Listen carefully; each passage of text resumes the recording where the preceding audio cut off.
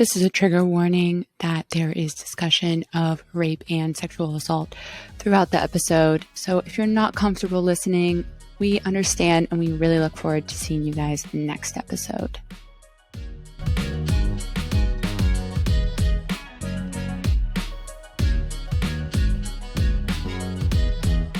Welcome to Duo Dive. I'm Allie. I'm Ashley. And this is the podcast for curious people. Each week, we'll dive into a new topic and explore stories you may or may not have heard of, but you definitely won't forget. Hello, Ashley. Happy Wednesday. How are you this lovely morning? I'm so good. I thought you were about to say Happy New Year because it's coming up on us. Happy post-Christmas. Happy before New Year. We're like in that sweet spot. Nothing really has been happening in my life, but obviously, a lot has been happening in your life. Give us an update since the last time we spoke last week. Has anything significantly changed, or are you guys just moving along? Just the stress levels are rising, baby. Yeah. We got back from Raleigh last night. I walked into my place and I was like, this is a tornado. And I'm like, this is just how it's going to be until we leave. So just trying to be, I guess, nice to myself because my place is a disaster. So give yourself the grace. In 2 weeks' time, you won't even live there anymore. So yes, what it looks like right now doesn't even really matter.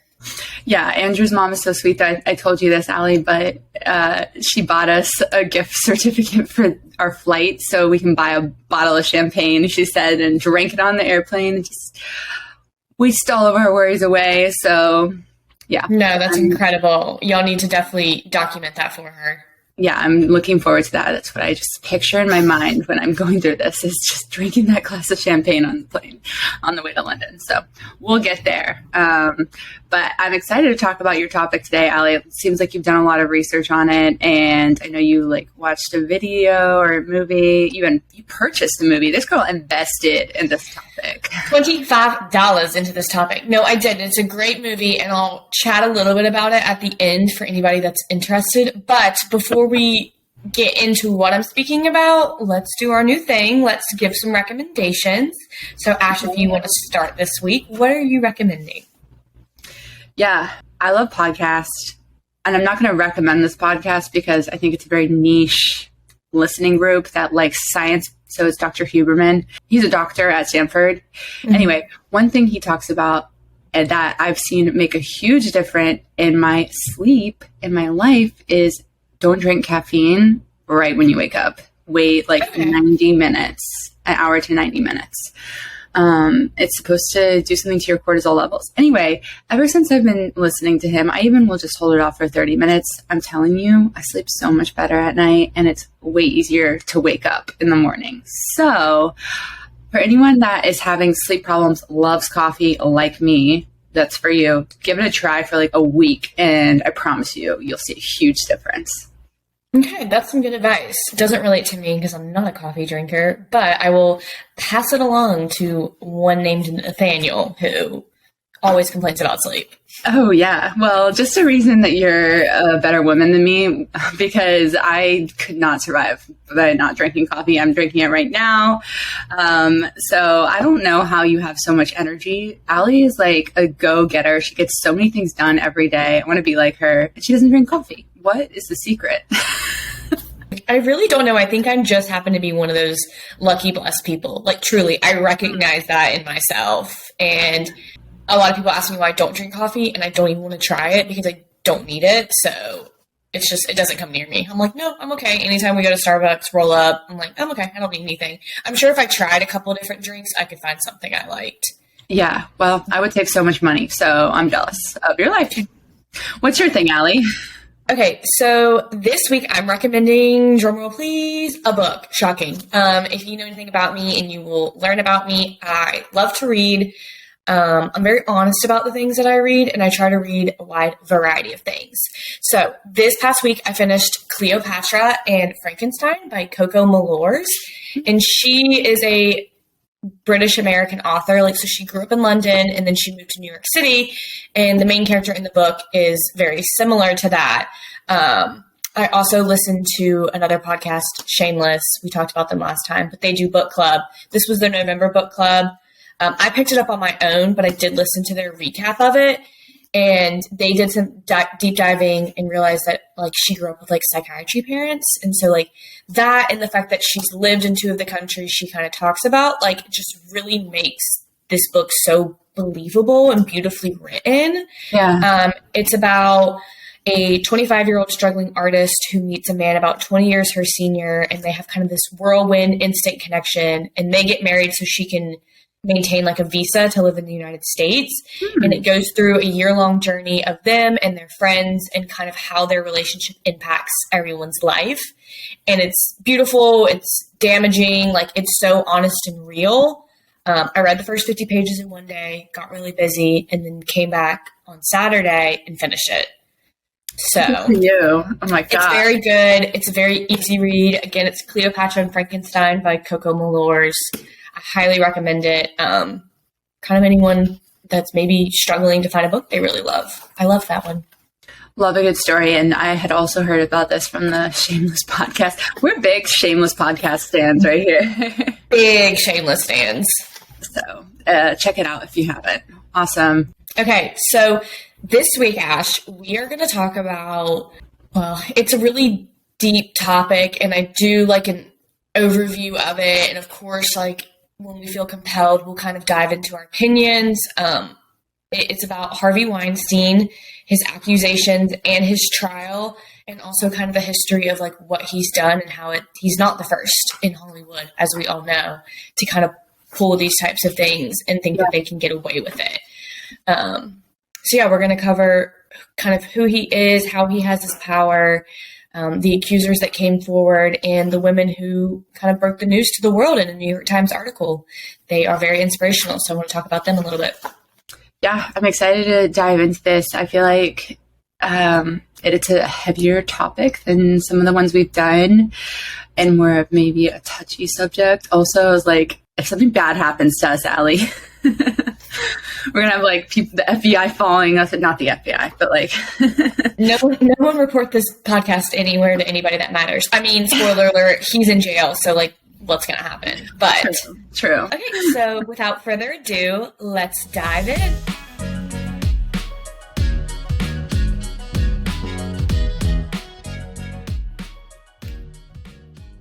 I want to start by talking about who Harvey Weinstein is, and I kind of don't give a crap about like his childhood, where he came from, his parents, any of that. No importance.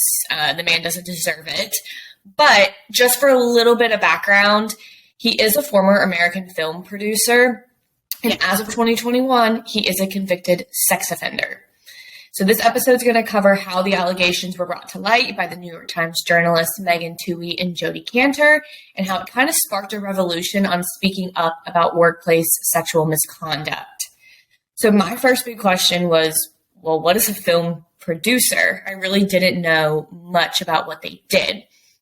So a film producer is, quote, responsible for finding and launching projects, arranging finance, hiring writers, a director, and a creative team, and supervising all pre-production, production, and post-production events until the film releases. So this is obviously a very, very big job, and anybody who gets credited as a producer kind of has a lot of power in the industry and in the specific project that they're doing. They're basically like a project manager, but for film. Yeah. Got it. So some of Harvey Weinstein's most popular films include Kill Bill, Good Will Hunting, the Lord of the Rings movies, Pulp Fiction, and many more. Like there wasn't, I could have kept going with how many movies. I was like, oh, I know that one. These are big names. I know that one. We all know Harvey Weinstein because of kind of what he's been in the media recently. Yeah. I feel like I knew him even before that. And I couldn't tell you many other film producers, but I feel like I knew who Harvey Weinstein was and knew that he was a bigwig in Hollywood. Yeah, I'm not super into film or movies, so I can't say that I did, but yeah, that's just my experience. That's okay. Shouldn't be memorable, but I know him now, that's for sure. So our story is going to start in 1979 when Harvey and his brother established Miramax Film Corporation. So from there, Harvey rose through the ranks of film rights and distribution, and he kind of became known as a risk taker with his selection of these like quirky and controversial films. So a lot of what he was like early producing, other productions were kind of passing on, or if he happened to pick it up first, they just didn't really think it was going to go anywhere. But it obviously paid off. A lot of them were really popular and successful, so he continued to like get a lot of power because people were like, well, he can pick what's going to be the next big thing. So he got a lot of power that way. By 1998, the company was an entertainment empire, and it was like pushing into the television sphere. So not only was he doing movies, he was doing TV, and movie and TV actors and actresses can be very different people. So like he had his hand with working with a lot of different people, and the company had a lot of different like sections that did different work that he kind of oversaw. So just keep in mind that he interacts with a ton of people constantly. Yeah. In 2005, the brothers sold Miramax, and they started a similar company called the Weinstein Company. And the important thing for us to know, like I've kind of previously been stating at this time, this man was very powerful. He was powerful in his own company. He was powerful in the industry. He was just powerful in people's eyes, all that good stuff. And given all the dynamics that film producers were kind of involved in, he could make or break someone's career. I've heard that. Mm-hmm. Yeah. By just a phone call. We hear that all the time. A career can be made or break by just a phone call. And that is what he had. He had that power. Right. That's a little bit of his background. Like I said, all the stuff about his youth, I literally don't care about. I just think you should know kind of how he got to where he was in the industry. Yeah. And it sounds like, so essentially he's like a big shot. It sounds like it might have gotten to his head a little bit. And he decided that he could use people or treat people wrongly and get away with it. And he probably thought he was just untouchable because he had built this huge empire. Yeah. Oh, no, for sure. And we're going to talk about something towards the end of the episode that's obviously been around in Hollywood for forever. And people like him just kind of think they're do whatever they want. Yeah. That they can take because they give such a little bit to someone, like helping them launch their career. Yeah. Like you owe me something. Almost. Mm-hmm. Exactly. Gotcha.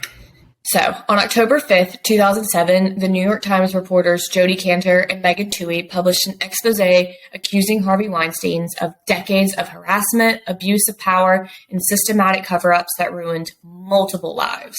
Wow. So, at the time of publication, only one of the accusers would go on record, and it just so happened that it was the very famous actress Ashley Judd.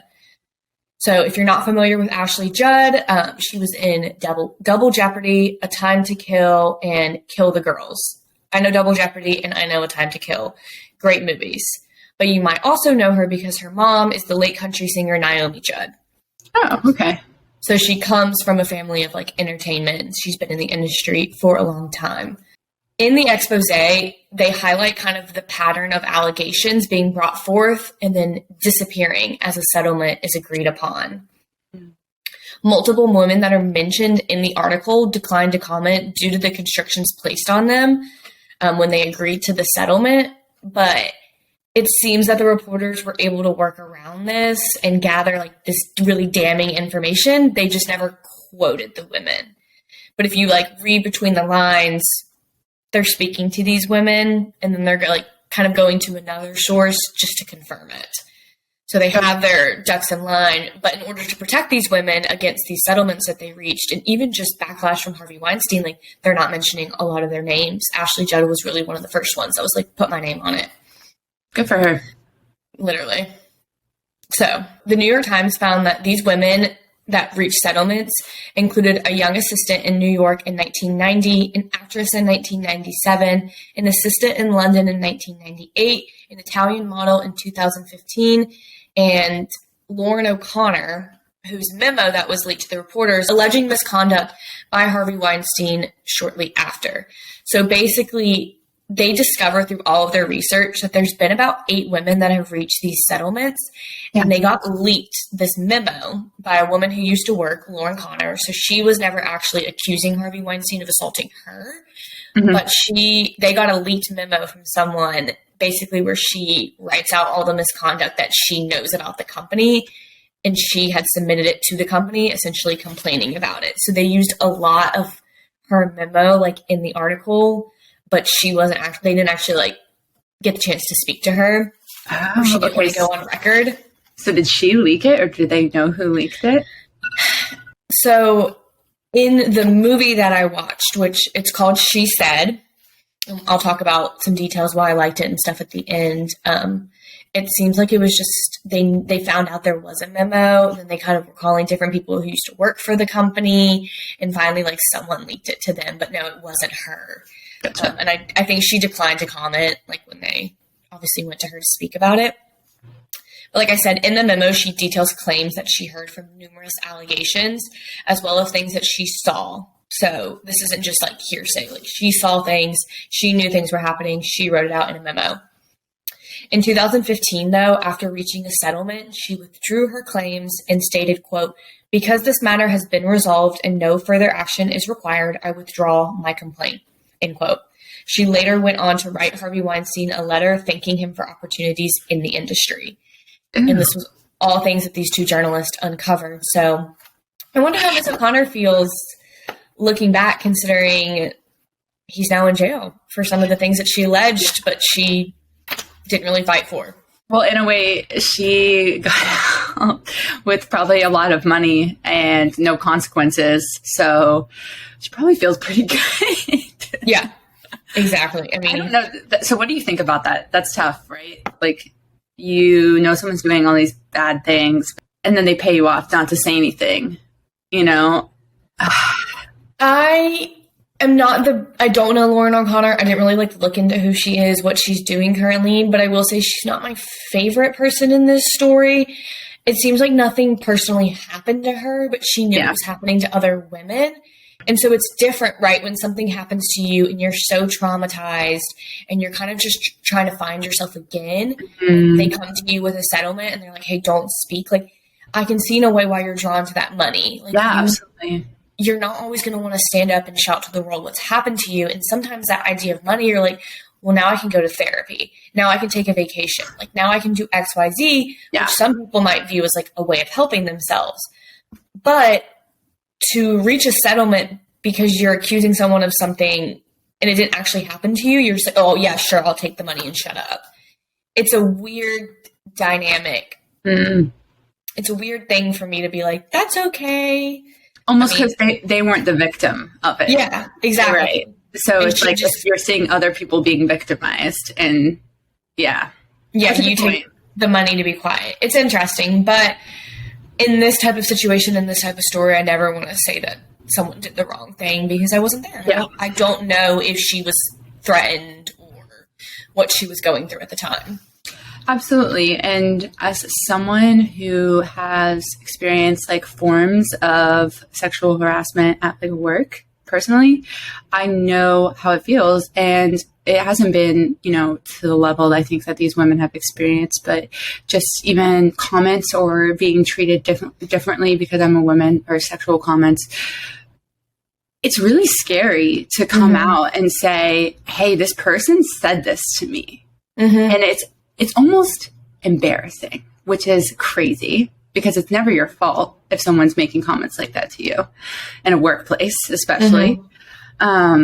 But yeah, it's really scary. And so I understand why people might just take the money and not say anything, because also you're afraid that people won't believe you and that you'll just look stupid in the end. So I agree with you. You can't, it's not our place to say like, oh, this person did the right thing and this person did the wrong thing.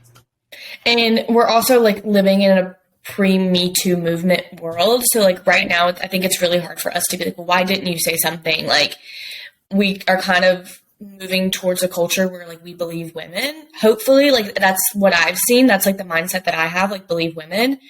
But this is all pre that. So some of these allegations happened in the 90s, in the early 2000s. Like, we're going to talk about a really famous actress who kind of stood up for herself in a similar way and essentially got blacklisted.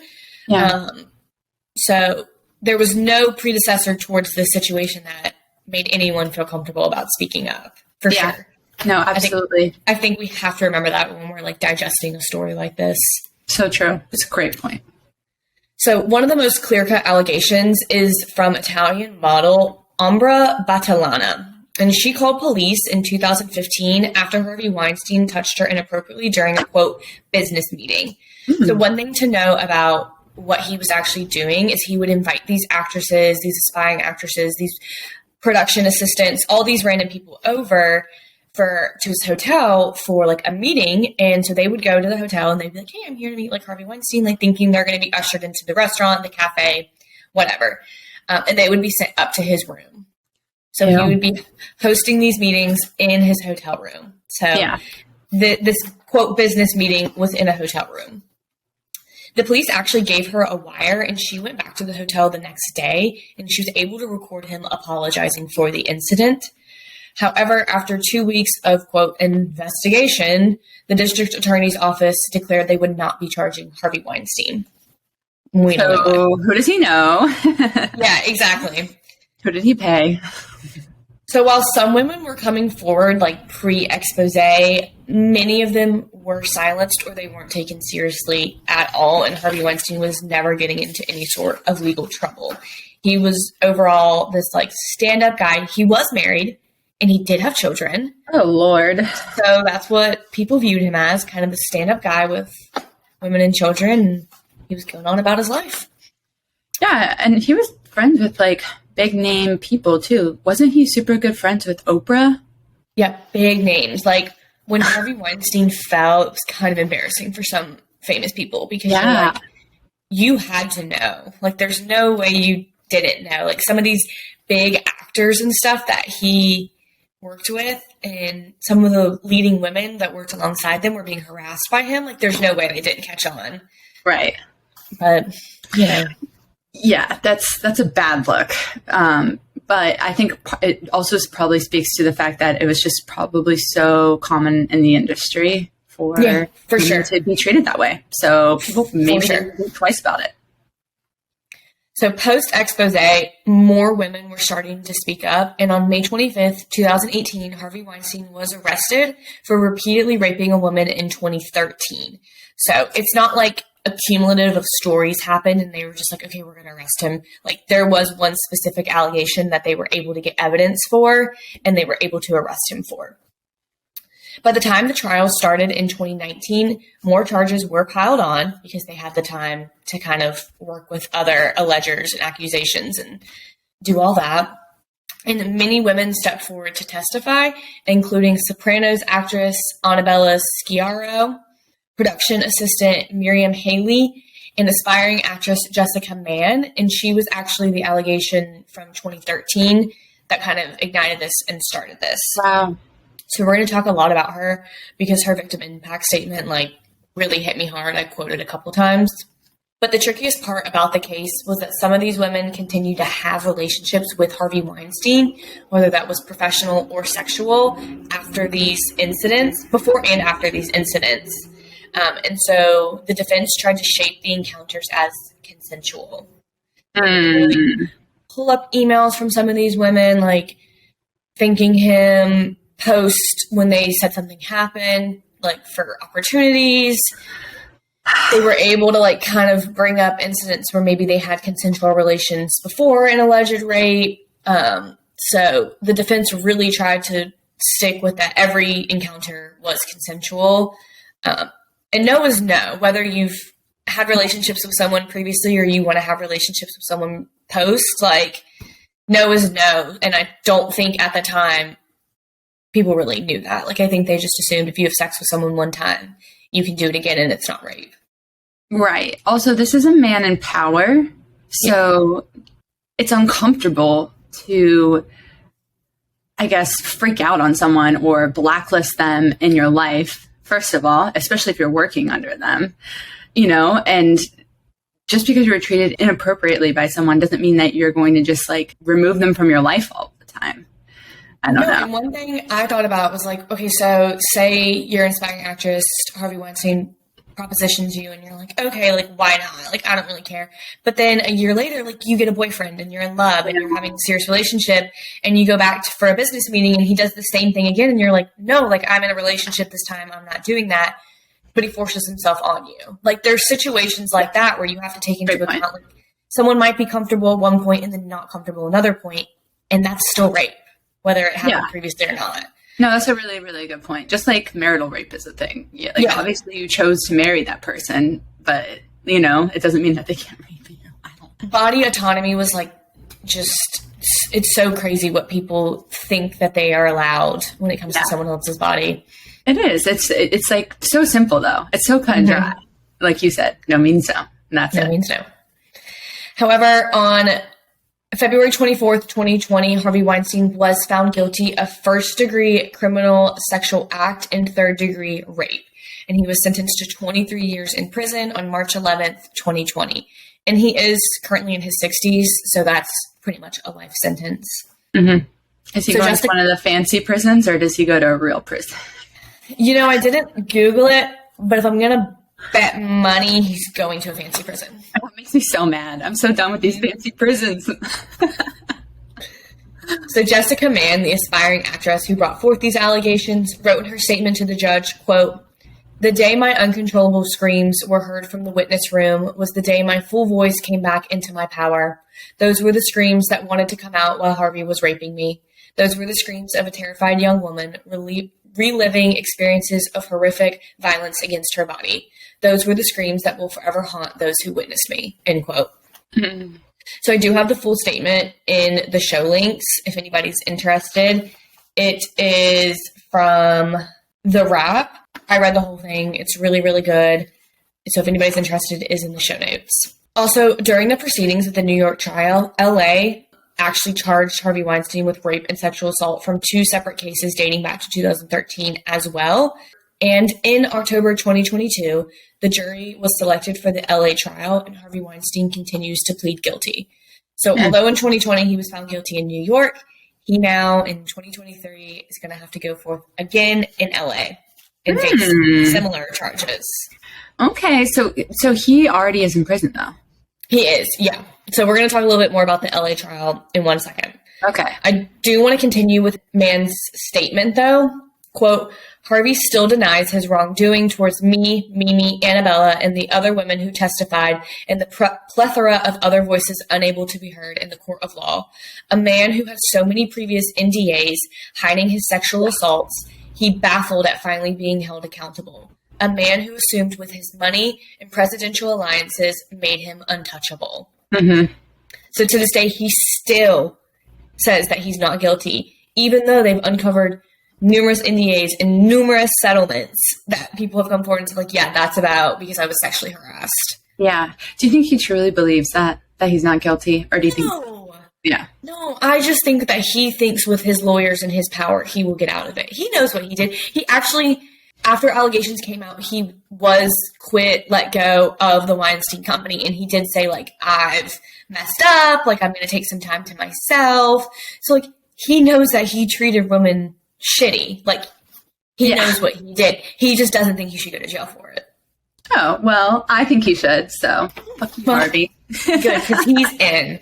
The name of this episode is Good Luck in Jail, Harvey. I like that.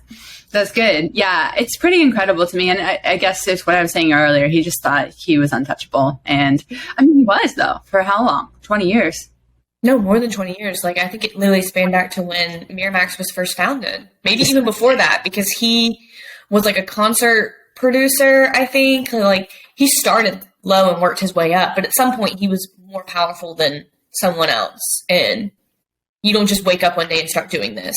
Yeah. Like, you've done it your whole life. I'm curious, okay, if we were to take Harvey and make him 30 years old now, how long, and he did all the things that he did, right? Mm-hmm. How long would it take now for him to be held accountable for his actions? Do you think it would be significantly better? Oh, I mean, for sure. Look at like how many actors, not even like production people, have been held responsible. You've got Danny Masterton. I think Aziz Ansari was kind of in trouble there for a minute. Like, do you think that was a fad? Do you think that was like a 2016 to 2018, 2019 little fad where we just like, Me Too canceled anyone that was, treating women poorly, and then now it's like fine again? Or do you think it's embedded now in our culture to not do that? I think it's always going to happen, and I don't want to say that the allegations will always either be correct or come forward, but I do think that we will see at least some more. Like I do think, like, I don't want to say you have a 50-50 chance because I really don't know for sure, but like I kind of view it that way. It may happen or it may not happen, but I think it happening is going to happen more often, if that makes sense. I'm saying a lot right now. I don't think it's always going to happen, but I think more people will step up if they feel like they were assaulted or harassed than we saw previously, for sure. Yeah, I agree. I'll say when I graduated from college in 2016 and I went to work at the first company I worked for, I experienced, I guess, a form of sexual harassment, which is like it was really crazy. Like, I used to go to different car dealerships, so red flag number one, but, and audit them. And I remember there's like the guy who was in charge of the car dealership. He was shaking everyone's hand, and then he like went in for a hug for me and then started like talking about my appearance, kept doing that multiple times and hugging me. And it was so uncomfortable. And the exit meeting, like, same thing in the exit meeting that was recorded. And so I went to my boss about it, and like, I would not have done that though if the Me Too movement wasn't happening at that time. Yeah. And so I think it's really important. Like, someone at my work the other day, she's a little bit older, and she was saying how she doesn't think the Me Too movement was necessary and all of these things. And I was like, girl, you don't even know. I didn't dive into it, but I think that so many people came forward during that time, and hopefully now that wouldn't have because of that movement. So that's... Yeah, I think if anything, it strengthened the little guy. Like you kind of just said, like you had the ability to go to your boss, and you know, you had it within yourself, but also maybe it like gave your boss the ability to believe it more. Yeah. So I think it helped the little guy for sure. People will always use sex in powerful positions, and people will always relinquish their power and go with it if they think it's going to make them famous. So Hollywood is a really bad place to try and look. It's just corrupt overall. Yeah, I agree. And I think so much emphasis placed on people's appearance. So, and in the past, especially, like if you think about Megan Fox or just any of these movies, they're very like sexualizing towards women. So it seems like that was the culture. So according to The Cut in 2020, at least 100 women have accused Harvey Weinstein of assault or harassment, with him denying any wrongdoing. And at this point, with the LA trial like still to happen, like that number is going to increase. This has just come up since before the New York trial, after the New York trial, a whole nother trial is going to take place. So I think more women are going to come forward for sure. The LA trial was said to be symbolic at the start, and considering what we know historically about sexual assault cases, like that's pretty big. So we know he's in jail for 23 years. We know he's in his 60s. He does have some ailing health. So like, why would California spend the money and the time doing this? The fact that they were doing it symbolically was kind of a really big deal to a lot of people. However, since Harvey Weinstein was granted an appeal on his New York conviction on August 24th, 2022, the stakes for that LA case have risen. Oh, he was granted an appeal. He was. According to NBC News, quote, the full court could either affirm the lower court's decision and uphold the conviction, or reverse the decision and vacate his conviction. The court could also order a new trial or modify his conviction by upholding some charges and vacating others, end quote. I mean, that's just a bunch of, they could do anything they freaking want. Yeah. Just, it makes me so mad to think that he could get an appeal. I know, but like that's the law. That's the justice system. You have the ability to file appeal after appeal after appeal. That's why the death penalty doesn't really mean anything. Yeah, for sure. But you know what it makes me think of, Allie, is Adnan Syed and how he was in jail, in prison for years, trying to file appeals, and now he's found not guilty, correct? He was, yeah, he was exonerated. So throwback to our very first episode we did about Adnan Syed. He was in jail for 22 years. They found they had some DNA evidence. They finally ran, and basically he was exonerated of all charges and released. But he tried so many times to appeal his case and was shot down every single time. So this doesn't mean anything. Like, it means something, obviously, but you would hope with another LA trial coming out in 2023, the lower courts are just going to uphold the conviction. Like, just because he was granted it doesn't mean that they're for sure. I realize that's when I'm going to save my anger for if that does happen and not try to be angry now. But I guess what makes me angry is that it just paints a picture for me. And obviously I don't understand the difference between his appeal and Adnan's, but I'm assuming it's because he has money and probably access to great resources. And it just furthers my belief that the U.S. justice system favors those who have a lot of money. And that's why people like Harvey Weinstein think that they can get away with the things that he got away with for 20 years. Appeals are just crazy because he could have been granted the appeal for a multitude of reasons. Yeah. One could have been, like, for example, and small things too. Like, it could have been that a witness said something that the defense didn't think should be allowed in trial, but the judge let it continue. So the jury was able to, like, deliberate based on that witness's statement.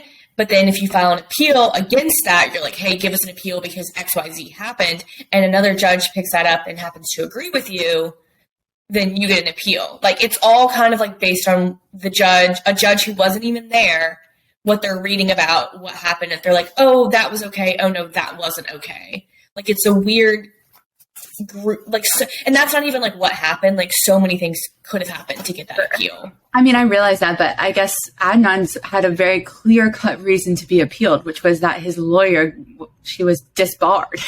Yeah. But at the time, I mean, she had all her credentials, so if we go around and people who end up getting disbarred, everyone gets an appeal because of it, I'm sure there'd be a lot more cases. Yeah, I don't know. Why is it so complicated? It's a lot. I mean, do I want to go be a lawyer? Not really, but it does interest me.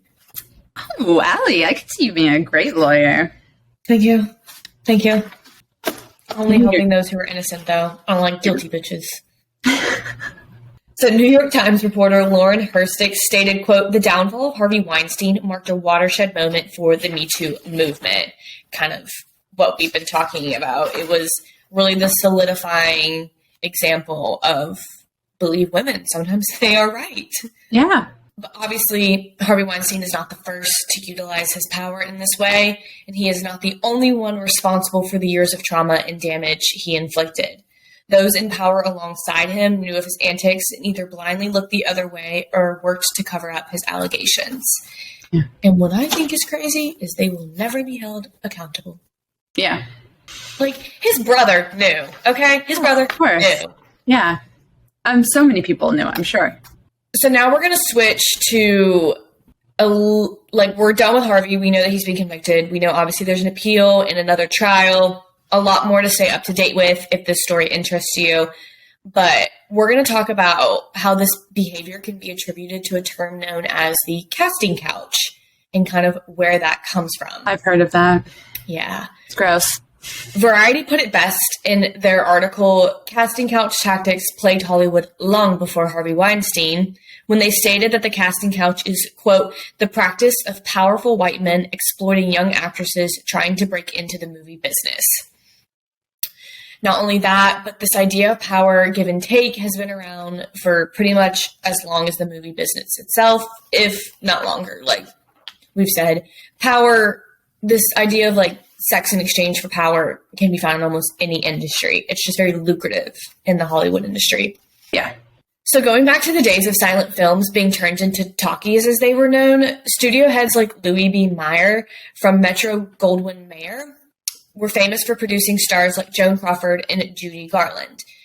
And he kind of believed him and a lot of other powerful men and other production companies believed they were building the industry from the ground up. And, quote, "It was his town, and he was the king. Therefore, he deserved all the perks of the kingdom. Yeah. Ashley just wins. Like, that's just so gross. Judy Garland. That's from Wizard of Oz. Yeah. Okay. Yo, have you read about the effed up shit she dealt with?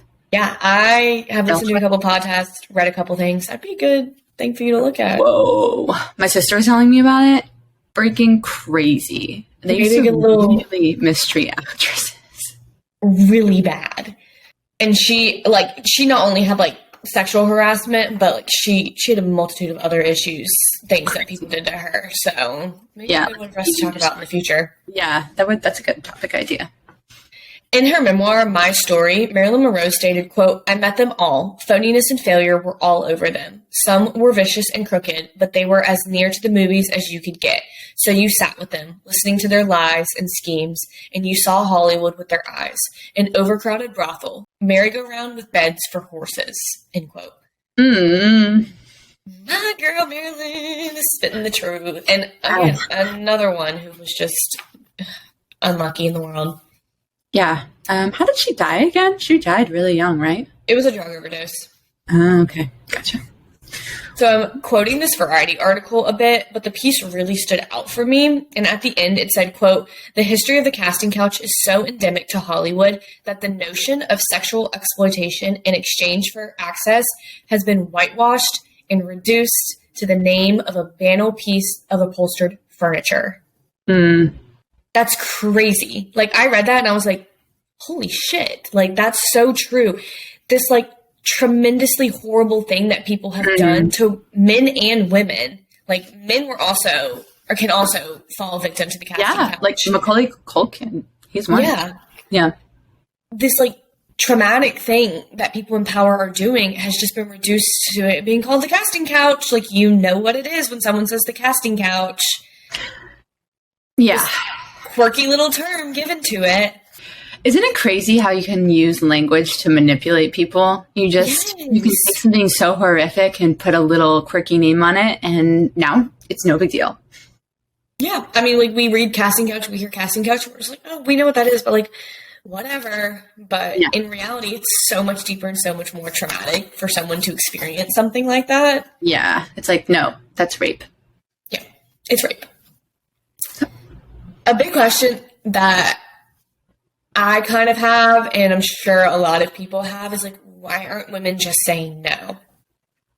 So, an example I want to look at, and Ashley was a mind reader earlier, is Megan Fox. And she's a bit more of a modern example. So we talked about, Judy Garland, Marilyn Monroe. There's so many older famous actors and actresses that went through all this. Like, we would be here for forever if I gave everyone's account. Just know that this stems back to way before modern era. But if you know anything about Megan Fox, she is drop dead gorgeous. And she started her career in popular movies like Jennifer's Body and Confessions of a Teenage Drama Queen. But her breakout role came in Michael Bay's Transformers alongside Shia LaBeouf. After wrapping up the second film in 2009, Megan Fox did an interview with GQ magazine where she intentionally compared the director Michael Bay to Adolf Hitler. Oh my God. There's been discrepancy on whether she was fired or she left on her own, but the main consensus is that the producer, Steven Spielberg, made the call not for her to return for the third film. In a later GQ interview, LaBeouf said, quote, "Mike films women in a way that appeals to a 16-year-old sexuality. It's summer. It's Michael's style. And I think Fox never got comfortable with it. This is a girl who was taken from complete obscurity and placed in a sex-driven role in front of the whole world and told she was the sexiest woman in America. And she had a hard time accepting it," end quote. Oh, okay. Okay, well, the beginning of this statement should literally tell you everything you need to know. Mike films women in a way that appeals to 16-year-old sexuality. Yeah. That's weird. That is weird. It's very strange. I have a lot to say about this. I don't even know where to start. I mean, just let the thoughts flow, I guess. Is what I feel. Yeah, I mean, she was super young when she got into the industry, and all of these older men are sexualizing her from the beginning. And don't get me wrong, she's like beautiful. Yeah. But I don't know. It's gross. It's gross. One thing I read when I was like researching this, like kind of like Megan Fox a little bit, was that she was really intentional about the things that she did in her acting. Yeah. And so while she wasn't necessarily like against these sexy roles, she wanted to know like for what reason her character was doing it. Yeah. She wanted to have intention behind it. So she would ask questions. And like in the middle of filming, she'd be told to do something and she would kind of be like, okay, but who am I talking to? Why am I talking to them? Like, what is my mindset? And they would be like, just look cute, just look sexy, look hot, would kind of be their responses to her. So essentially, that's a great point.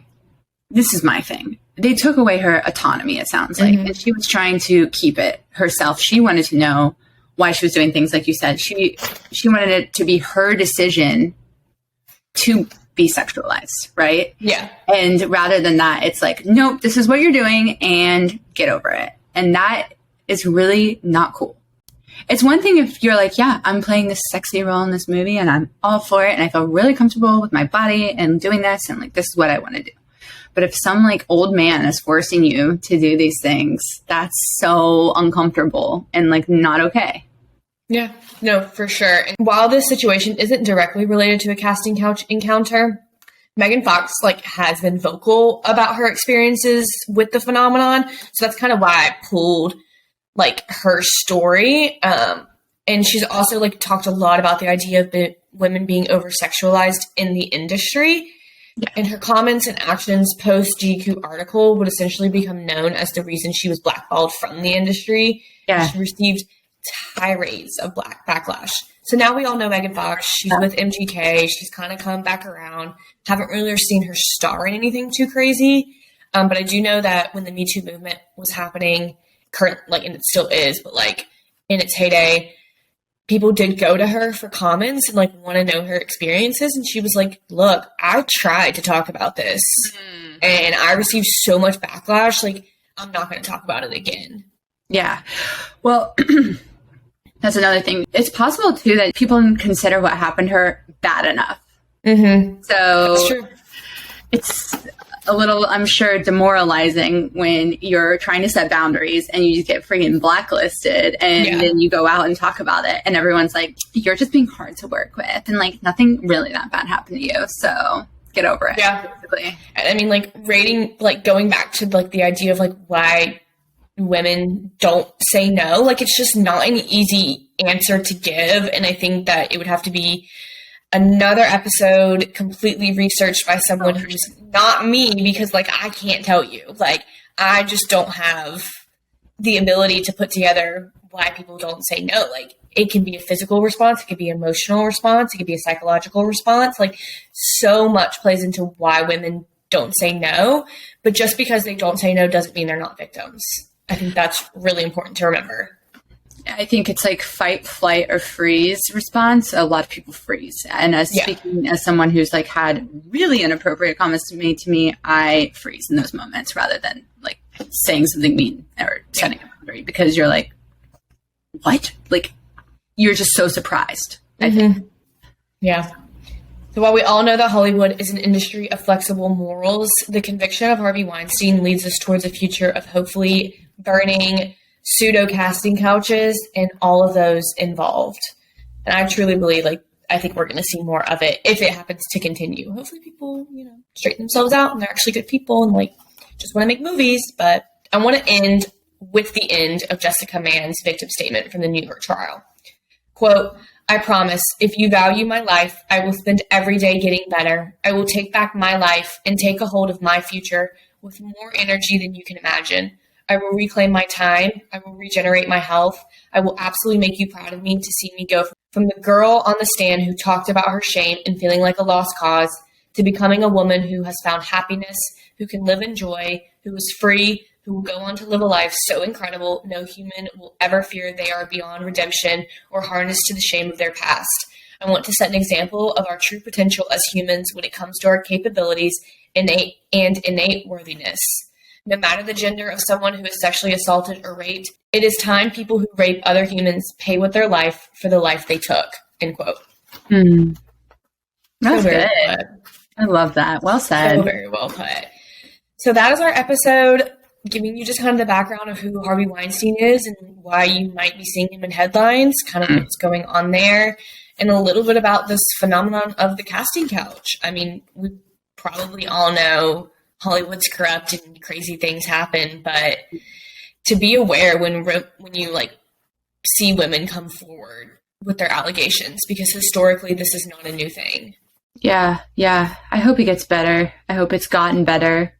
And I'm not looking forward to seeing Harvey in the news, but I hope that he spends the rest of his life in prison. So good luck in jail, Harvey. Good luck, Harvey.